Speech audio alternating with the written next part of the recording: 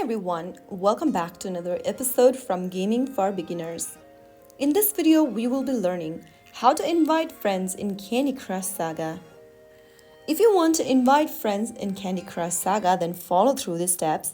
First of all, open up your Candy Crush Saga application and make sure that you're inside this page.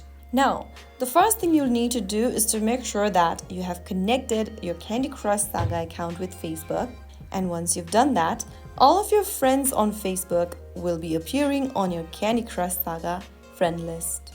But if you want to manually invite some new friends, then simply go ahead and tap on the friends icon from the bottom menu and tap on invite at the top. You can then go ahead and select a contact from your device's contact list or select any other contact using your social messaging applications.